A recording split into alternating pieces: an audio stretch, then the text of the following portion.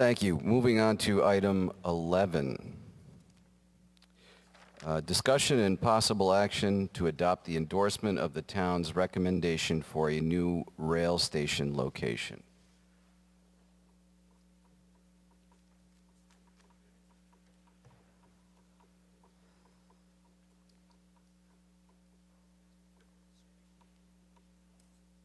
Oh, that is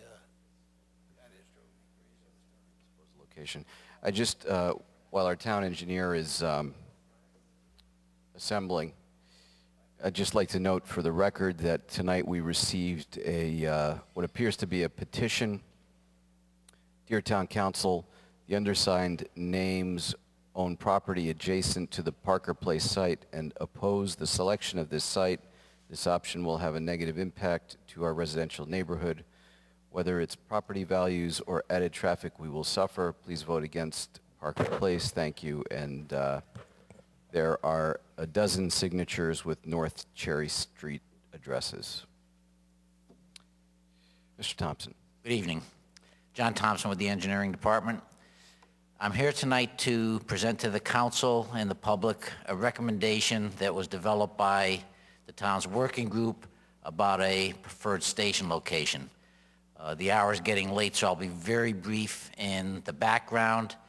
The basis for the recommendation is the state of Connecticut, the Federal Transit Administration, and the Federal Railway Administration are funding the construction of the New Haven, Hartford, Springfield high-speed rail commuter line. The project is substantially funded and is moving forward, and the purpose of presenting tonight to the council is to give you a brief background on how we got to the recommendation of the Parker Street Cerrito site. The board on the left-hand side, and you all should have copies of the two boards in your handouts, that shows you the basic history of how we got to where we are today. In the center of the board, as you're probably all aware, is the current station location at Quinnipiac Street and Hall Avenue. Yes. As we began the process of evaluating alternative candidate sites going back about 5 years, Economic Development Commission said we, as a commission, do not support a station at the current location because of the probable traffic congestion. That recommendation, or the request from the Economic Development Commission, led us to begin looking at alternative sites. We initially looked at the Merriam Motors site up on Route 5, which has subsequently developed for other purposes, and that brought us back to downtown.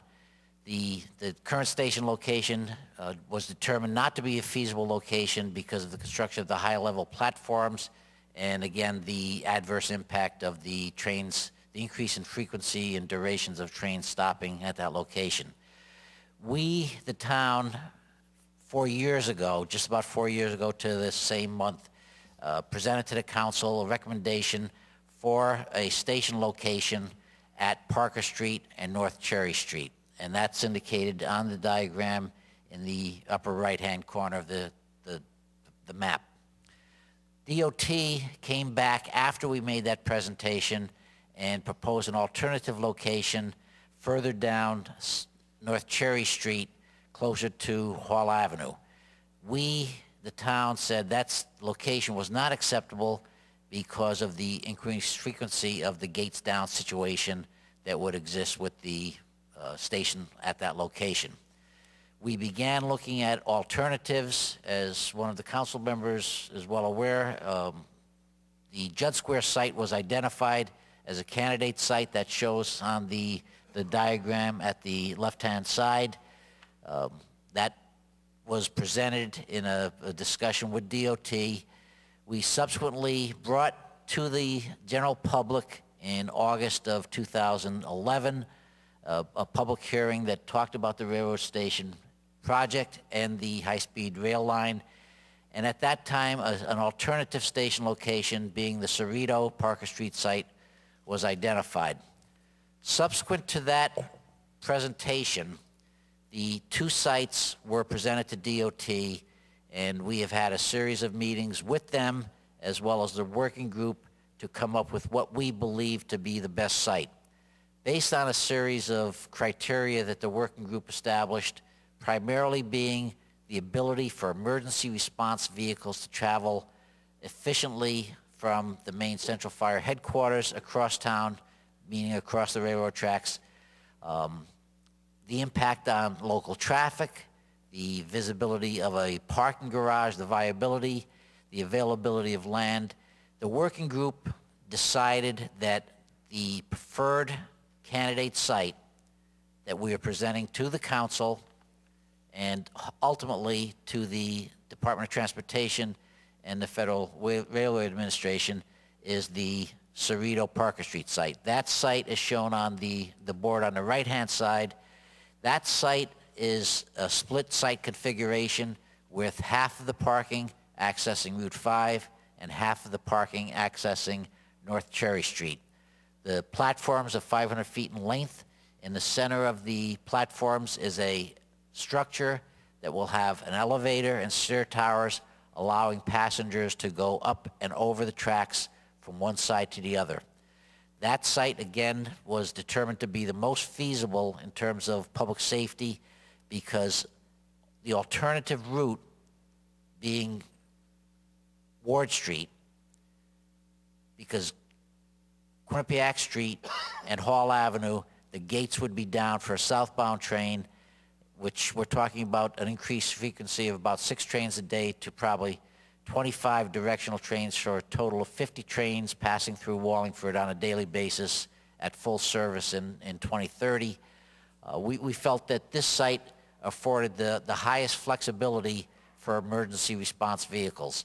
We've been talking to DOT and Amtrak about utilizing high technology so that when a call comes into dispatch, they know where the train is. They can make a determination on routing of the emergency response vehicles to the route that's going to have the highest probability of the gates being up. So we're looking at technology, but the reality is that a station determination should be made by the town.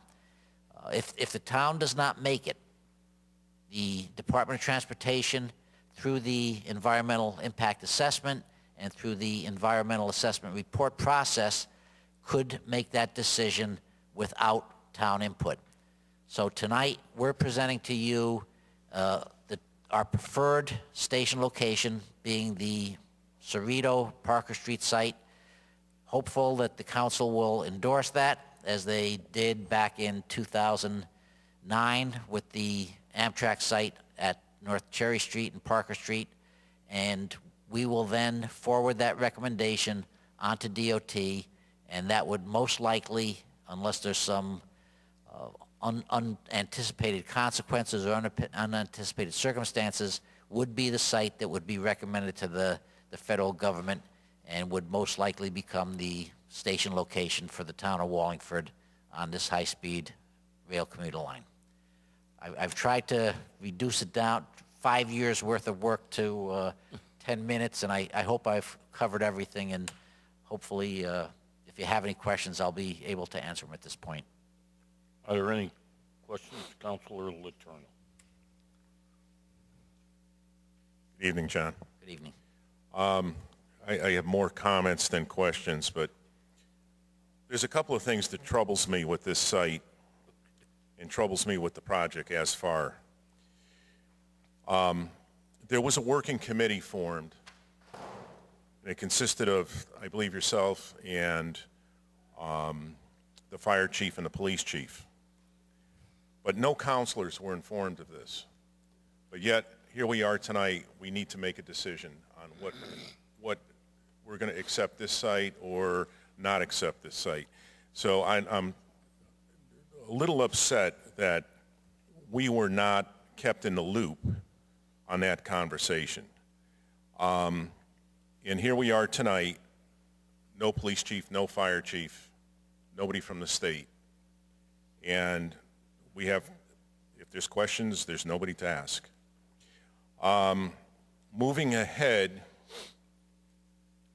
between the two sites, another disappointment was the right board shows the Parker Street site in pretty much detail, The other site, there's no detail at all for comparison. And I think that's important for people that are home watching this. There should have been the same board on the other side to show the comparison.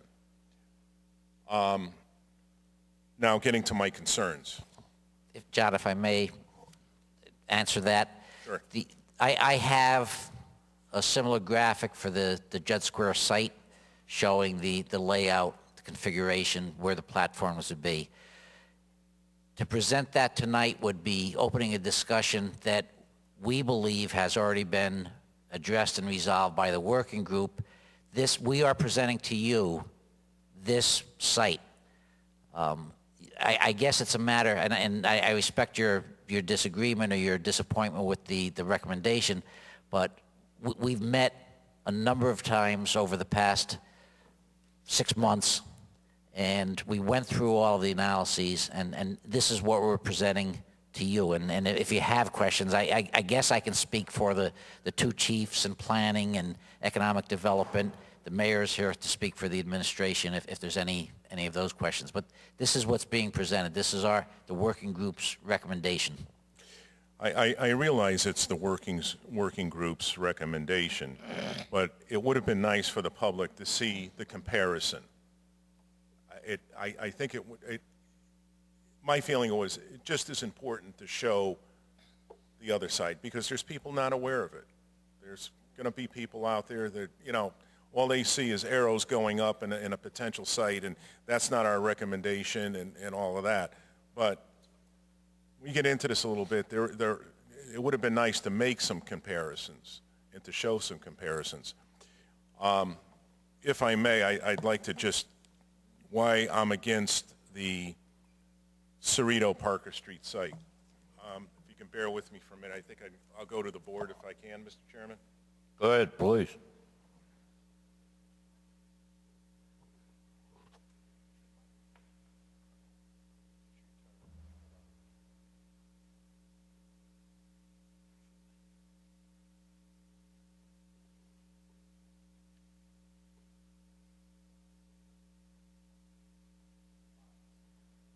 Okay, I think I got power. Okay.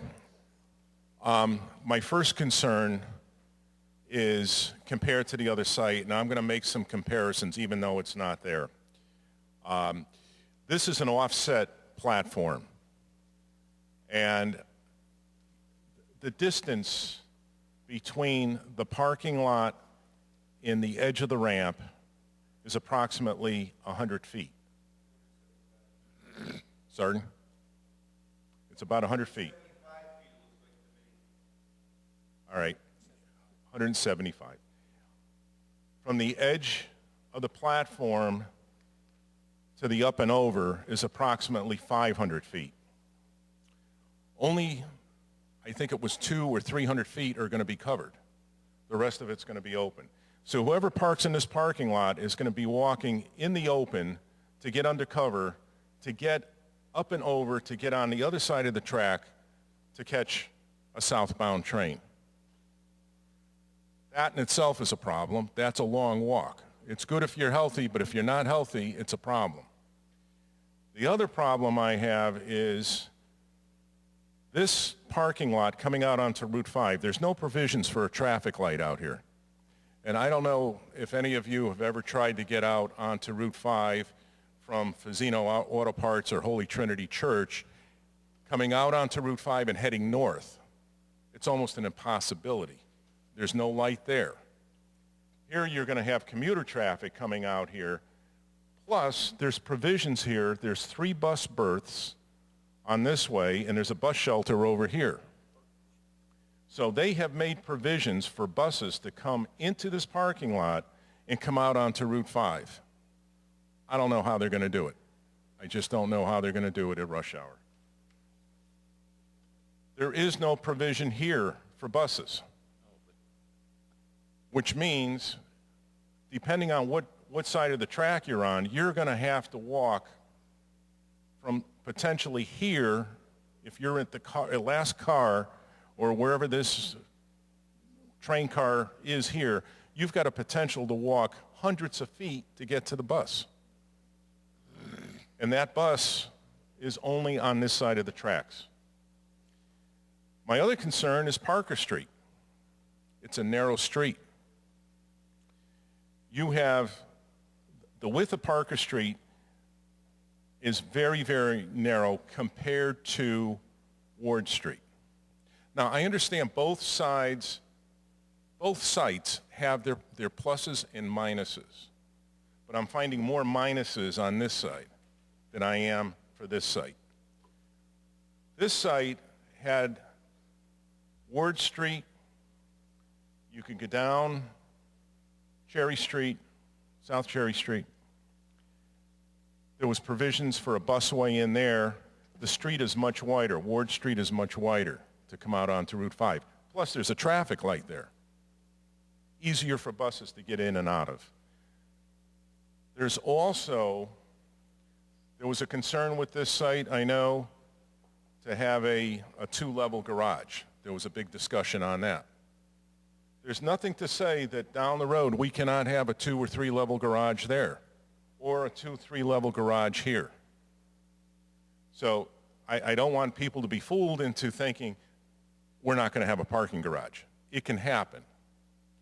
As this line takes off, and I can remember years ago for Shoreline East, when I was involved along the shoreline, I can remember the discussion about the railroad down there. The discussion was, it's not going to happen, it's going to fail, nobody's going to use it.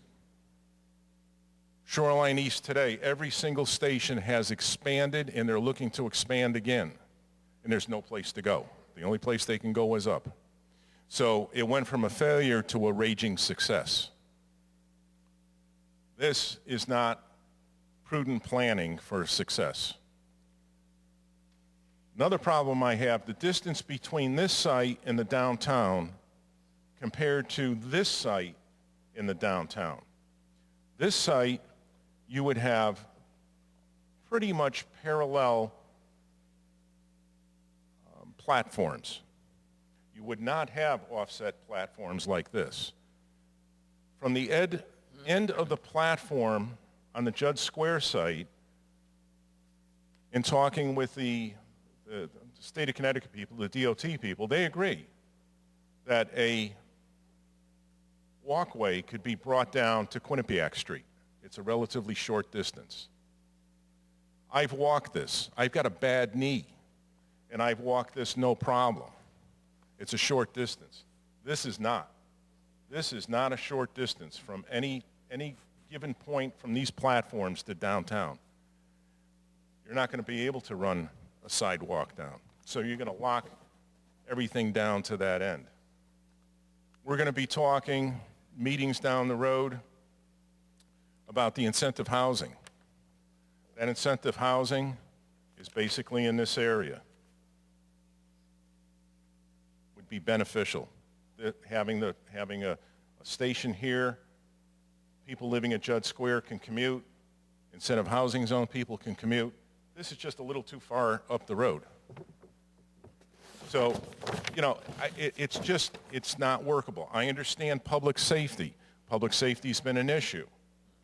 Well, I think you're going to have a public safety issue here with Parker Street.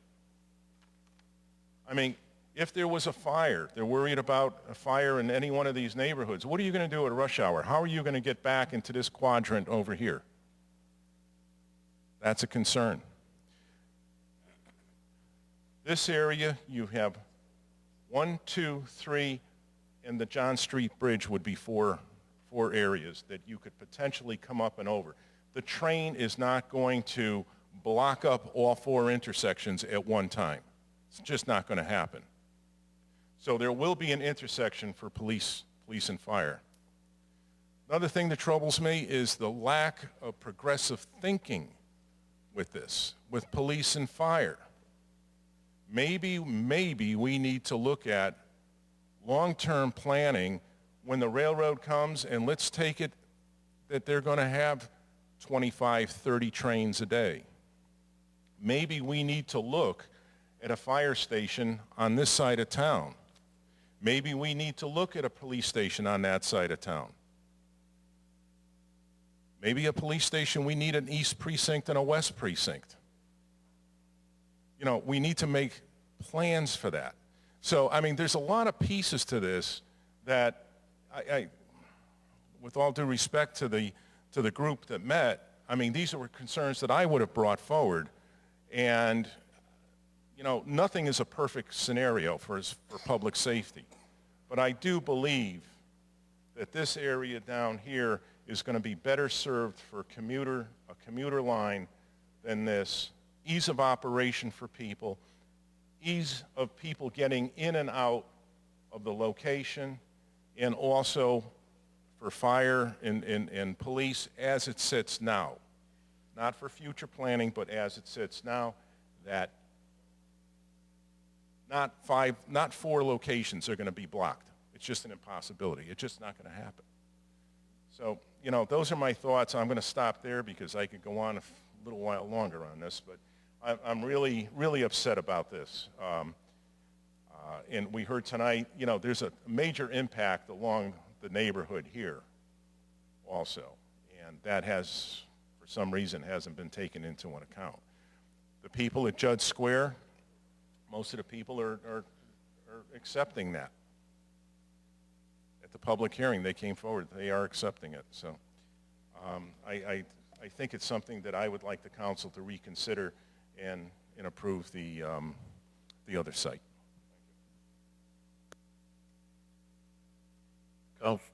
Councilor Fishmoyan? Thank you, Mr. Chairman.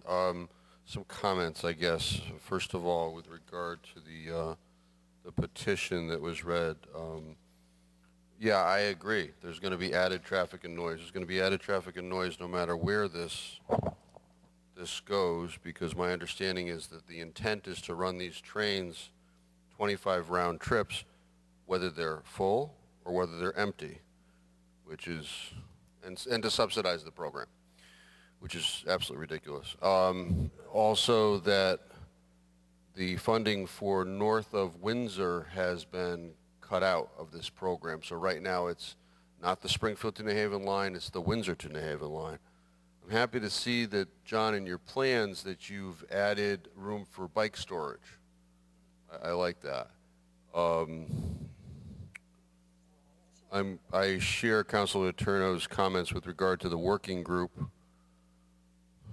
And you know, I guess just going to the subsidies thing, I guess if it's free, it's going to be used. But if they charged a normal fare, it's not going to be used, because the current railway line that Councilor Turno was referring to that is somewhat used is heavily subsidized. That being said, I've looked at both of these, and to me, the one that makes sense is the Parker Street site, and therefore, you know, I'm going to be voting in favor of that site. Thank you, Mr. Chairman. Thank you, Councilor. Councilor Sullivan? Hi, John. Good evening. Did I answer you? I'm sorry. Yeah, still awake? Yes. Okay. John, we're here tonight to voice a vote on which property we feel is more suitable. That's correct. The question I have is, how heavily does that vote weigh on the decision? The Department of Transportation is awaiting our advisement on the action of the council. They have a recommendation prepared to the Federal Transit Administration with a blank on the station location. If the town of Wallingford, through the town council tonight, endorses that and we advise the Department of Transportation, this will be the site for the Wallingford station, without any question. DOT supports this site for a myriad of reasons, cost being one of them, traffic operations being another, proximity to incentive housing district zone. They share our concerns about the emergency vehicle preempt routings, and this site, with the endorsement of the council, will go forward following the completion of the public comment period, which ends on June 22nd. And that's part of the reason why we're before the council tonight, is that we are operating under somewhat of a time constraint. I believed that the town should not leave the decision for a station location to anybody other than you 9 gentlemen and the lady in absence. It's your decision. We're making a recommendation, what we believe, public safety, economic development, operations, et cetera, what it should be, but it's ultimately your decision. Yeah. I'd like to believe that. I don't.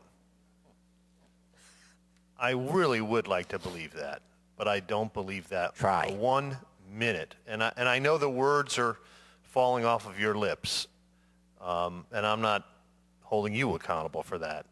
But I'm no fool. I know if all 7 of us here tonight voted for the Ward Street area, they would most likely come back and say, well, thanks a lot, but we're going to go to Parker. They like Parker Street. I for- know they for like Parker a lot of Street. reasons. So what I'm saying to you is that it doesn't matter. That's what I'm saying, what we think. Of course they'd like to do it with our recommendation, but I really, really get the feeling it doesn't matter one bit. And I'll stop right there. Thank you, Mr. Chairman. I'm inclined to agree with you, but are there any other comments here? Councilor Lappin, yes. Yeah, thank you, Mr. Chairman. I kind of agree with Councilor Fishbein, Councilor Sullivan. I'm leaning, or I'm okay with the site, but I don't know that it matters. I don't like the whole program, but I know that doesn't matter either. So yeah, that's it. Mr. Any Chairman, other? Yeah, Ian. Public comment. Mr. Zandri, you had your hand up. Yeah, Mr. Zandri. Gino Zandri, 9 Balsam Ridge Circle. The first question I have is, on the Parker Street site, when a train is stopped at that site, will the gates be down on Hall Avenue and Quinnipiac Street?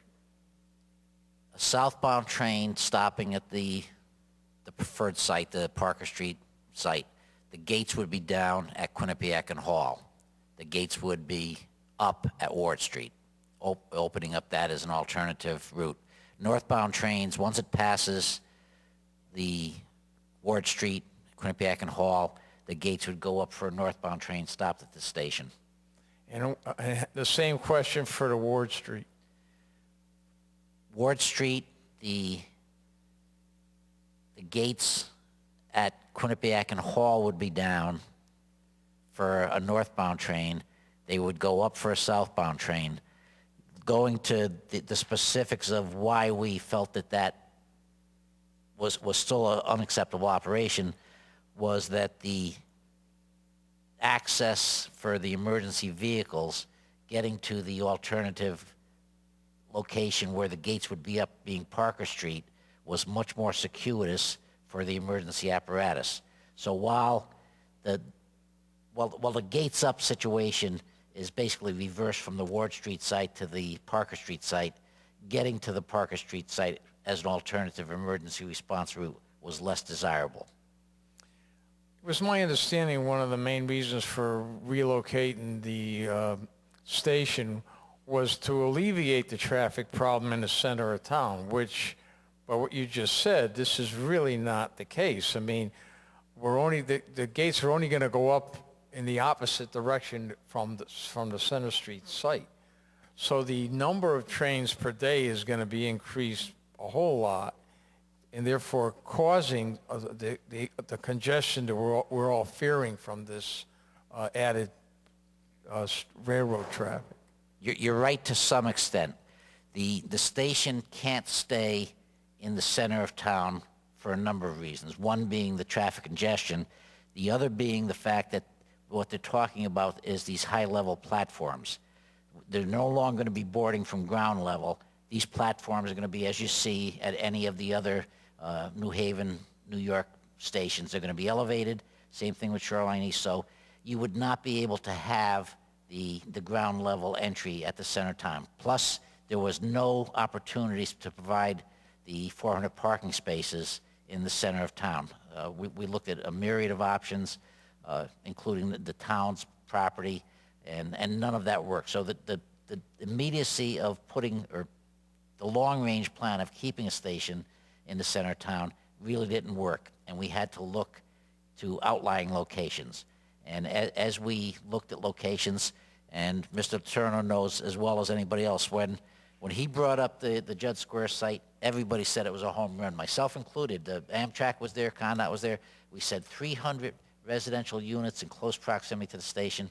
But as we got into the analyses, all 400 spaces being on one side in a limited area, having to cross the tracks, it for a number of reasons, it no longer was a preferred site. And it wasn't until of August of last year, as I said, that the Parker-Cerrito Strait site was identified as an alternative. And then we began an analysis of that site. Yeah, I still think this whole plan is going to cause a major issue in the center of town. But my next question is, why are the platforms split at the Parker Street site? Why are they staggered? The reason being, if you can look at the diagram, the property on the west side of the tracks fronting on North Cherry Street is owned by Amtrak. Yep. So that's land that's immediately available at no cost.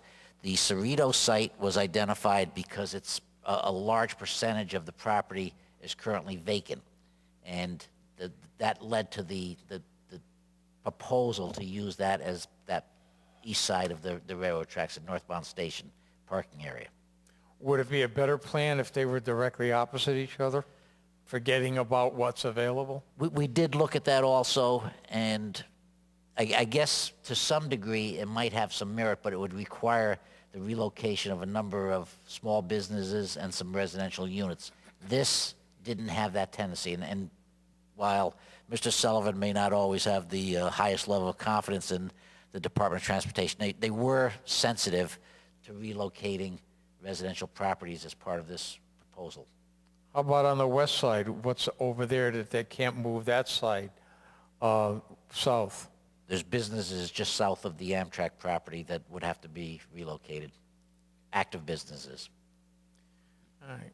And that would also put all of the parking on one side of the railroad tracks. This configuration splits up the traffic impact, and with all due respect to the people on North Cherry Street, half of the traffic would be on that side of tracks, and half of the traffic would be on the Route 5 side, thus minimizing it to a lesser degree than if it were all on one side of the tracks. Yeah, I can understand that. I just thought if there was some feasible way to get those platform lined up, it would, now that walking distance is cut down, and it would be, I think, more workable as far as the overall convenience of having it located there. Okay, thank you. Mr. Glidden, and then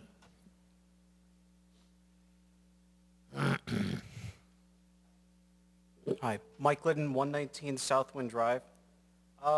My comments really are in response to, I went online and reviewed the environmental assessment, environmental impact evaluation. I don't know if anyone on the council or John, if you had a chance to review that from Amtrak. I did. Specifically, I was looking at section 4.410, 4.4.6. According to this was the assessment of the impact to the environment. What the study said, there are 6 to 8 buildings on North Colony and 10 on North Cherry Street, a lot of which are these individuals who signed the petition that you received tonight. They will have a direct visual impact from the platform that will cross the rail at this location. Also, in this report, the Parker Place location was identified as having an archaeological sensitive area. The entire parking area off of North Cherry Street, along with half of the parking area off of North Colony Road. Was there, going through the report, John, did you, any discussions on why this was designated? I have no idea. It's a vacant field now for all intents and purposes. I know that they were identifying a sewing building in a few of the other chapters. But yeah, that was just a general I'm sorry. question. The other question, maybe through the chair again to John, is just if you can give the square footage of the parking area, because this is a significant area of pavement you're adding off of North Cherry Street. A lot of stormwater runoff. Was there discussions on how they would? I know that traffic's usually the main impact, the main concern when you're looking at a proposal like this, but at the same time, with a residential neighborhood across the street, a lot of pavement that you're adding to the area, how are they looking to do this? I know this is a federal project which would be exempt from local regulations once it gets through the next step of permitting. They indicated to me during our conversations that they would be looking for stormwater detention on the site. Now, that's probably a subsurface collection system and a subsurface disposal system. The soils in that area, because of the riverbank close proximity, it's very good. So I suspect, while I haven't seen any preliminary designs, they do envision some stormwater management systems on both of the sides of the railroad tracks. And the last two comments kind of piggyback together is dealing with landscaping and lighting. Because once again, you have a large parking area that's very close to some residential homes, of which if you drive down North Cherry Street, a lot of these homes are 2 to 3 family homes. You have a lot of tenants that are parked in the road. A lot of them don't have the sufficient parking for the number of units in these houses. So therefore, I know it's kind of unrelated, but the number of people living proximity to this large parking area, questions whether if there was, have they discussed lighting plan, any kind of way to shield the parking area from the residential neighborhood across the street? They really haven't. Our discussions have been very general in nature, as you alluded to, and Mr. Sullivan also, that they're probably exempt from every single local regulation that exists, but the conversations that we've had with them in terms of architectural considerations for the up and over tower, as well as the landscaping, that they said they would try to comply with all of our local regulations. And in the grand scheme of things, those are very minor items, cost items, in terms of I understand, but 500. during the They are comment period, sensitive to that. isn't this during the comment period, because the comment period ends June 22nd, this is the time where you can voice those concerns, at least put it on their radar. If you were to prefer a site, I mean, I'm just thinking little things that are big items. If you live across the street from this potential site, you're going to look at this every day for the rest of your life. So these are the little items. I understand what you're saying, but it's a huge difference if you're a property owner across the street. You're right. And looking at it, the two options, that's why, I mean, I voiced similar to John Letourneau's opinion that Judd Squares looks like a great option compared to the two. And what's stopping them down the road from turning a flat parking lot into a 2 or 3 story parking garage? Thank you. Mr. Ross?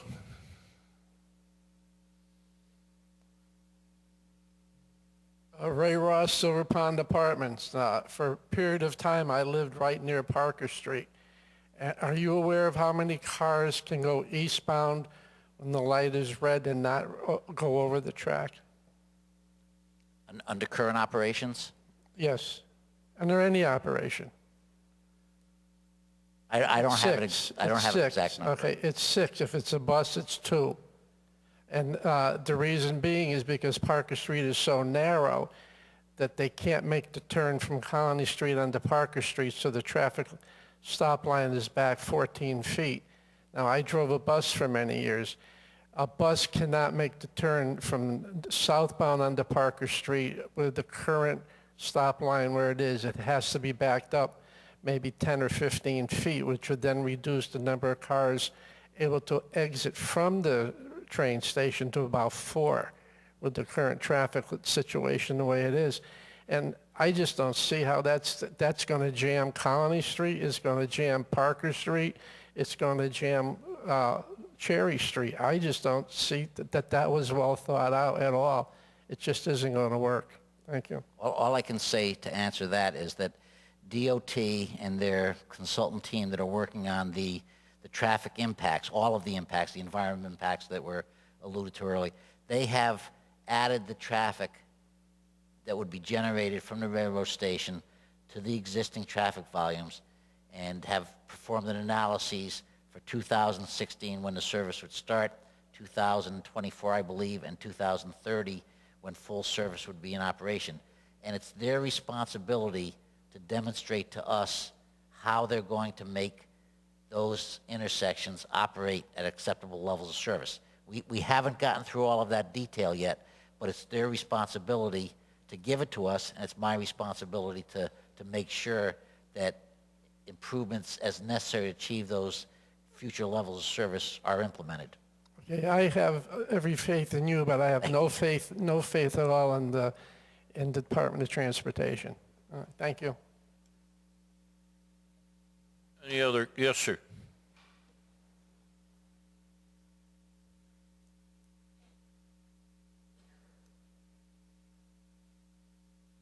Dennis Doolittle, East Guard Road. I know a little bit about the Judd Square section, but not so much about the Parker section, okay? And I do have a little bit of a list here. Acquiring the property. Over at Judd Square right now, there's an empty lot, there's one house, and then there's the Knights of Columbus, all right? Well, if you look up Knights of Columbus, I think they're going to be one of your 501 tax-free places, so we're not going to lose no tax revenue there. The empty lot, we're not losing any tax revenue there. But as soon as you take a 2-acre lot, approximately 2 acres over at Soretto's on North 5, and take that off the tax base, that's a couple of dollars over the years. Crime. You're going to be behind on the Soretto property, behind the 2 or 3 businesses in a row, behind the houses in a row there. Is that fenced between the personal properties and the platform?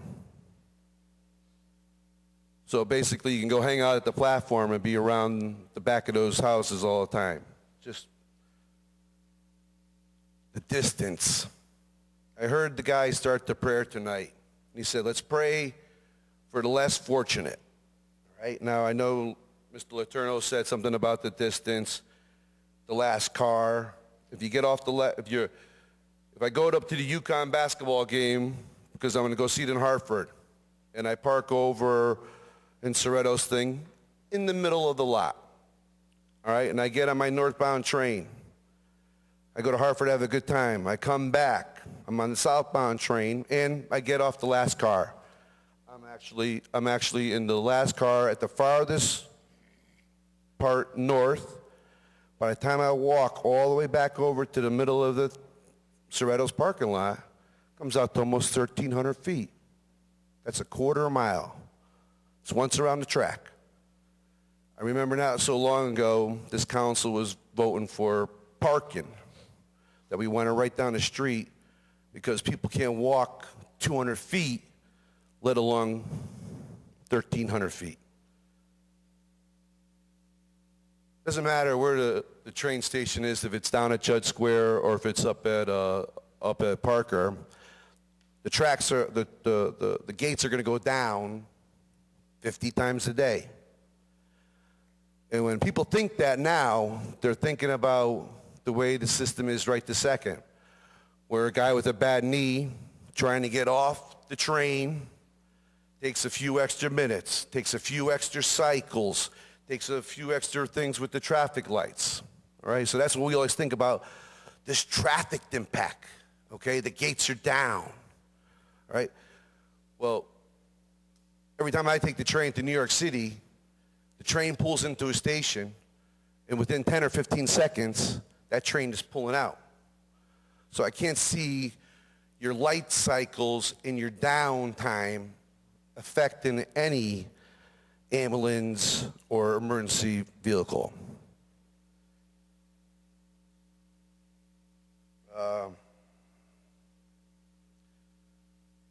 Downtown. Now, hey, hopefully this is like the the train on the coast, okay? And it's really gotten expanded, okay? And everybody wants to use it because they want to come to our beautiful town, all right? If they come here, one way or the other, we would like them to go through the center of town. Who uses our train the most right now? Our Choate students, all right?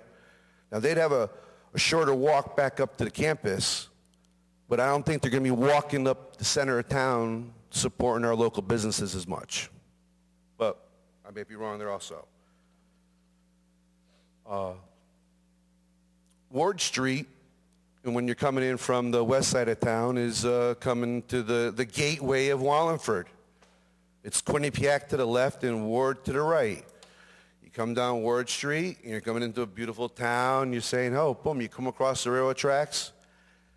I went online also, and I saw how these crossover things look.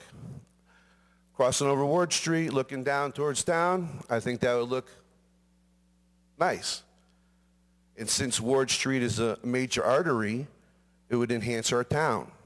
And you're saying less traffic is over on Parker Street, and not as many people will be able to enjoy that as much also.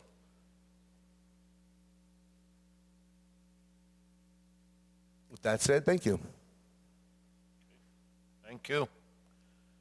Further comments? Yes, Dennis. Dennis Murphy, 49 Laurel Drive. I just wanted to note that there is a hearing on Thursday in North Haven relative to this project to discuss the environmental assessment and the environmental impact evaluation. And a lot of these concerns should be raised. That's the time to raise them. Excuse me. And I just want to say, as someone who's been involved with railroad station design and rail operations and everything, that I prefer the Parker Street of the two locations. Thank you. Thank you. Mr. Gross.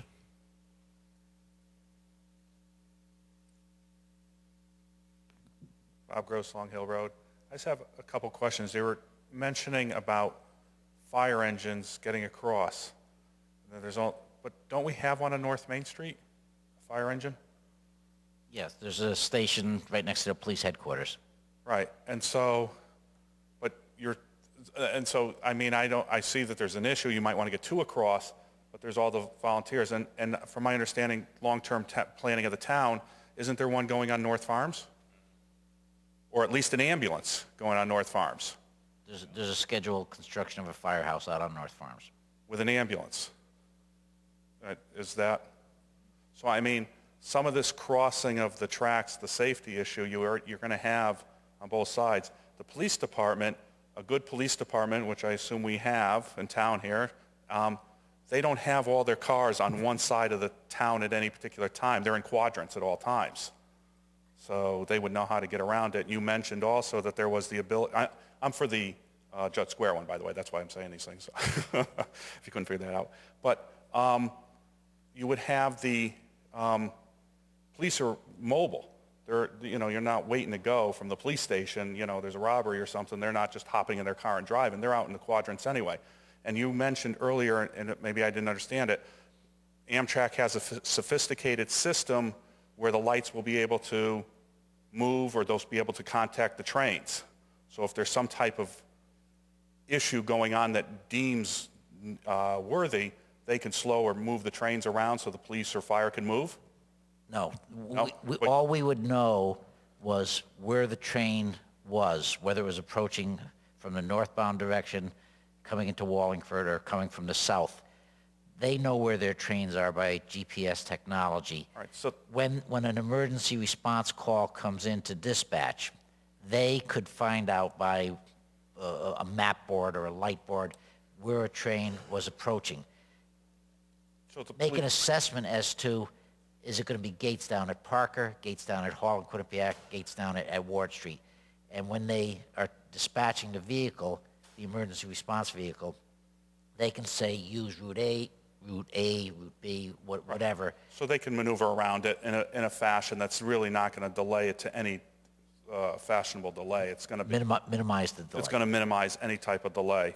So between the two sites, I'm not going to belabor some of the points that other people made, but there's, especially on the impact of the neighborhood there on Cherry Street. The question at North Cherry, not South. Also, how far is this station for the furthest parking lot from that incentive housing zone? And from the Parker Street one? Parker Street, the Cerrito parking lot is about 1,200 feet, 1,100 feet from Quinnipiac and Hall, from the park at Center Essentially a Street. quarter mile. Judd Square would be about 1,700 square feet. If you took the southern end of the platform, it would be the quarter of a mile that Mr. Letourneau, the 1,200 feet or so. It's 1,700 feet from the center of Hall and Quinnipiac to Ward Street. Judd Square is 1,700 feet from where I'm using Gallagher Brothers building is? It's less than that, but what I said was from the intersection of Quinnipiac and Hall to Ward Street is 1,700 feet. I'm talking where the incentive housing would be built, not any on a street, because nobody's going to live on the street. Say where... Okay. Oh, so they're counting where from the railroad station to Judd Square? Right. Okay. But how far would the furthest parking on the Parker Street be from there? 2,300 square linear feet. 2,300? So that's a half mile, essentially. So, because, you're going to have, this will boom in time eventually. I know subsidies are an issue, but the train will be subsidized. They want to get cars off the road. People will be using it. One of those lots fill up. If you're looking for the future, to be as close as possible to that incentive housing zone, the majority of the cars, majority of the people, that they can walk it every day. Because where's the train station from I asked it wrong, not the parking garage, walking from the incentive housing zone, which one's closer? The Parker Judd Square, Parker How far is Cerrito site. The train incentive station? housing zone, as it's currently proposed, only goes as far as Quinnipiac Street on the south. It encompasses a little bit of the Gallagher area. The incentive housing going to the north goes all the way up to Church Street. So it puts us, Church Street is almost diagonally across the street from the Cerrito property. So it's getting very close to it. Okay, just had a question on where that was. Have a good night. Other comments? Where is it? Okay. Salubi, I'm sorry.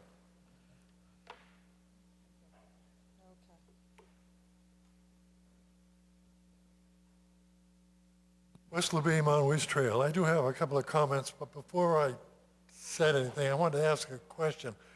When is the town input deadline? We would like to have a recommendation to the Department of Transportation during the public comment period, which ends on June 22nd. June 22nd is around the corner. That's correct.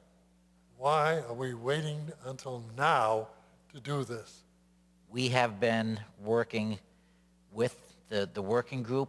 We have been working with DOT. We've been working with Amtrak, trying to make certain that the recommendation that we are presenting to the council was the best recommendation for the town of Wallingford in terms of all of the variables, the development impacts, the traffic impacts, the environmental impacts, the proximity to the incentive housing, the avoidance of a parking garage, the availability of land without adversely affecting or relocating residential properties. There was a whole matrix of issues that we considered.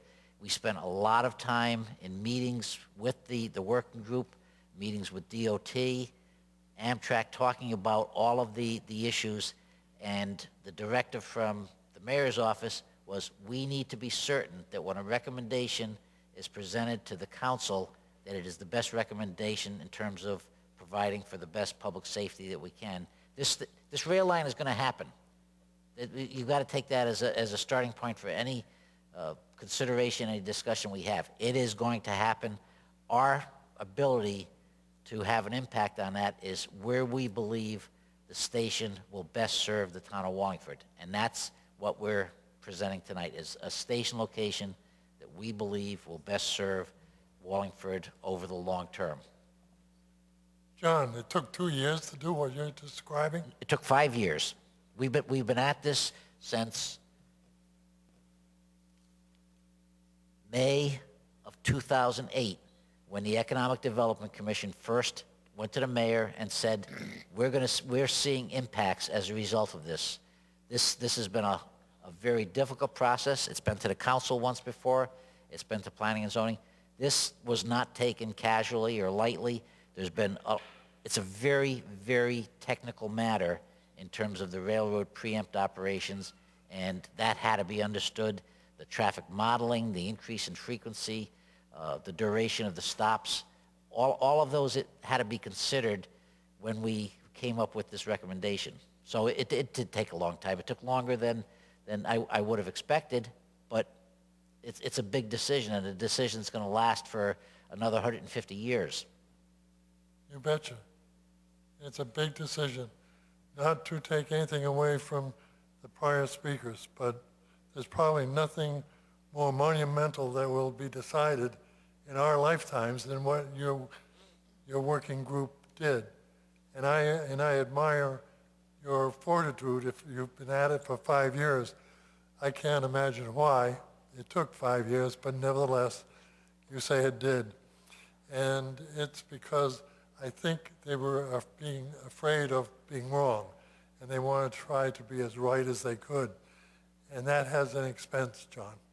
The thing that bothers me the most, frankly, is that these 9 councilmen are being asked tonight to make a decision based on your testimony. And I think that your testimony, as good as it is as an engineer, is missing in an awful lot of key components. For example, I would only, not that somebody from the state, not from any place else but the railroad company itself, to tell us what gates are going to be down and not going to be down. These trains that are going to be coming through are not 50 trips a day. A day is 24 hours. And they're not 50 trips in 24 hours. The vast majority of these 50 trips are going to be during the commuting time in the morning and the commuting time at night. Right. And the gates are going to be down more than they're up. Center Street is going to be a bumper-to-bumper parking lot. The merchants are going to be screaming. Everybody is going to be feeling that the whole town is turned upside down. And the next question comes up, when do they envision construction beginning? How immediacy is the problem? I would say the construction of the circuitry, which is the first step, is imminent. It's already begun north of Meriden into Berlin. They believe that the operation, everything for the startup operation, will be in place by 2016. We're already halfway through 2012. So if you take out the projection of double tracking, upgrading the railroad crossings, constructing all of these new facilities, construction is going to take place fairly soon. I can't give you an exact start date because I don't think DOT has one, but I would say if they're going to meet this 2016 start date, that in order to accomplish all that work, it's going to have to start fairly quickly. And as I say, it has started already in some sections. Some of us have envisioned these trains coming through with 2 cars, 3 cars, 4 cars, 5 cars, knowing the length of some of the trains that come through here already. I'm talking about commuter trains. These trains have grown in length over the last 15 years. And so each car is much longer than it used to be. Now these cars, if you happen to be pulling into the Wallingford station, they don't open up every car. they tell everybody they're going to be disembarking or embarking at the second train or second car or whatever. And so everybody has to walk to those cars, and that's just the beginning of the walking that has been described before they even exit the train. There's a lot more to it. It seems as though we're being asked to choose between two mongrels. We don't like either one. And it's a very tough choice because of that. But one of the things that we have to try to do is we have to try to have as many people with their thumbs in the pie as we can possibly envision. It isn't just the police chief and the fire chief and perhaps the head of the new ambulance department and the town engineer. There's so many more other people. Who is in this working group from the board of directors of the Wallingford Center, for example? The working group consisted of the mayor as the chairman, if you will, the police chief, the fire chief, the planning department, economic development, program planning, utilities division, the engineering division. Well, this is a much larger working group than you described earlier. I don't know whether I had mentioned all of the people that worked on it. This was a fairly large group that had been assembled to meet to discuss all of the all of the variables. And I truly believe that we discussed all of the variables. Is it possible we missed some considerations? Yes, absolutely. There's something that may not have been specifically addressed, but I think the group, to the extent that we did, and even Mr. Letourneau, while he wasn't an official member of any group, when we were meeting down on the railroad tracks, he was there with us. He participated in the discussions. The people from Judd Square participated. This has not been a discussion that's taken place in a vacuum.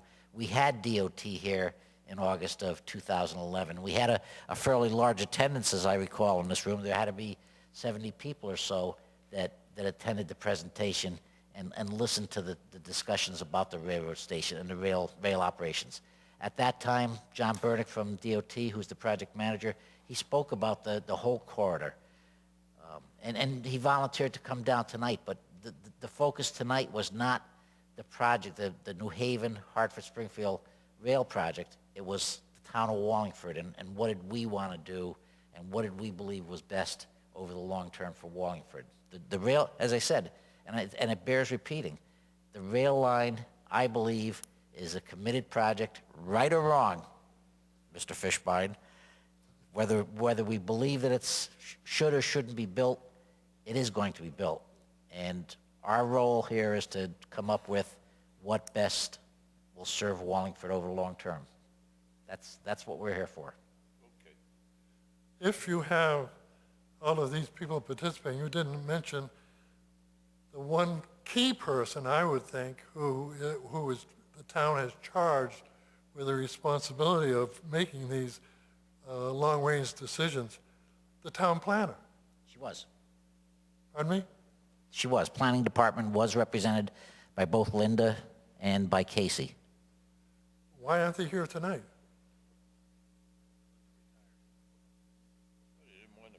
There wasn't the See, your concern about the railroad, which is the primary purpose of this meeting, is a very honest and straightforward target. What I'm saying is the town planner is not only involved in that, she's involved in all of this other housing stuff, that the rezoning and so forth, and the chairman of the Planning and Zoning Commission, another person. He was there. These people have avoided taking a position until they hear from the council. I think they've got things reversed. I think the council should be saying to the town planning and zoning, what are you planning for us in relation to this railroad?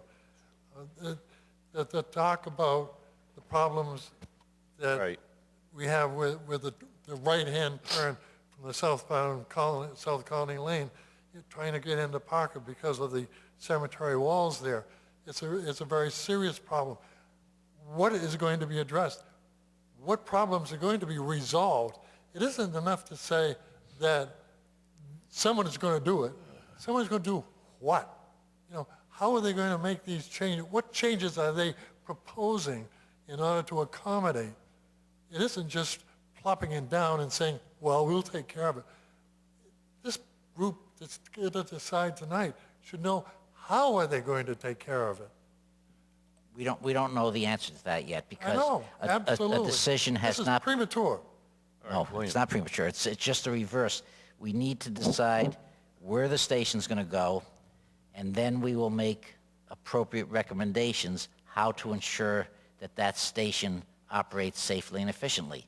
To go off and do all of the I mean, they have analyzed, and I think one of the earlier speakers spoke about the EIE and the EA. I mean, the documents are 4-inch thick. They address a lot of things, but until we have a specific recommendation to DOT, it's premature to say we're going to increase the radius on this corner or that corner. That's what will happen next, and that's my role, is to make sure that the recommendations necessary to make this work will be implemented. That's where we go from here. Well, you see, John, and I don't agree with you.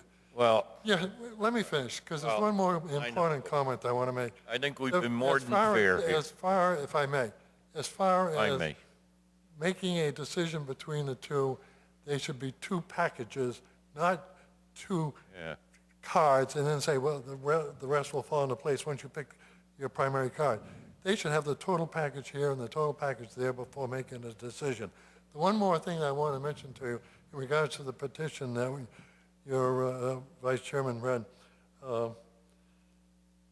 in my humble opinion, as a person who spent a lot of time in real estate, the value of those properties is going to be enhanced if they do decide to go to Parker, not for the tenants, but for the landlords, because those properties will be sold for Judd Square type of buildings. And you'll see mid-rises going up there in place of those 2- and 3-family houses. Okay. Mr. Chairman, if I may, I'd like to move that we adopt the endorsement of the town's recommendation for a new rail station location Thank you. at the Cerrito Parker Street site. Second. Thank board you. Made and discussion. second. All right. Yes? I just have a few questions, not very long. Right, go ahead. Well, after all that. Thank you, Mr. Chairman. John, looking at this plan, we've heard a lot about people having to walk a long ways. But the way I read this is that there's 2 parking lots on this proposed plan, and that the farther parking lot is basically overflow. Is that correct? No. And you have to think about, put aside all the technical issues that we've discussed here tonight and break it down to the simple, you want to go to Hartford to, and one of the speakers said you want to go to Hartford to go to a basketball game. You can park in the Cerrito side off of Route 5, walk to the platform and catch a train and go to Hartford. And wherever you get off in Hartford at Union Station, you walk to the Civic Center and watch your basketball game, you come home. The train is going to drop you off at the southbound side platform on the west side of the railroad tracks, being the Parker Street, North Cherry Street site. You would walk up and over, or take the elevator up and over, get back in your car on the Cerrito side, the Route 5 side, and drive home. So it's physically impossible for somebody to park at the Parker Street lot and take a northbound train. Is that No. what you're telling me? No. Okay, so If you parked at the North Cherry Street, Parker Street side, yes, you would get out of your car, yeah, walk to the up and over structure, take Okay. take the elevator up, go down, get on the northbound platform. and okay, get- that's exactly my point. So 30 cars wanted, occupied by people, want to take the train. 15 of them want to go north, 15 of them want to go south. Isn't it physically possible for all of them to park at the northerly parking lot? Absolutely. Okay, so don't you think that natural tendencies, human tendencies, is to park as close to the platform as possible? Correct? So most people generally, based upon that assumption, are going to park in the northern lot, and when that's full, people are going to park in the southern lot, which makes the southern lot overflow. Yes? I don't think so. Okay, well, we've heard a lot about people walking long distances, and I think based upon the fact that that lot is right next to the platform, basically, that most people would park there. I think we're losing sight of walking long distances. We're talking about walking 100 feet from the parking lot to a platform. When you get to your destination, wherever that might be, you're going to end up walking again. I know. I'm not saying that it's a big issue. I'm saying that the lot is basically right there. You didn't do this drawing. The state did this drawing for us. That's correct. So basically, the state did this drawing and then presented it to the working group? Is that how this worked? No. Okay. We evaluated alternatives. They also prepared a similar diagram, such as this, as Mr. Letourneau alluded to, for the Judd Square site. So we have another drawing, and we worked with them in the development of these drawings. We told them where we wanted things to happen, what the issues were. They created a drawing reflecting our issues, our concerns, and presented this as part of the environmental assessment reports. We didn't draw it, but we had a role in telling them what we wanted as the elements of the parking project. Okay. That's all I have, Mr. Chairman. Thank you. Oh, yes, Counselor Sullivan. I'm going to call the question at this point, Mr. Chairman. It's made, the motion was Let's just take the comments vote. on the motion. Okay. Yeah. Okay, we'll have a roll call, please. Cervoni, Yes. Economopoulos, Yes. Fishbein, Yes. Laffin, Yes.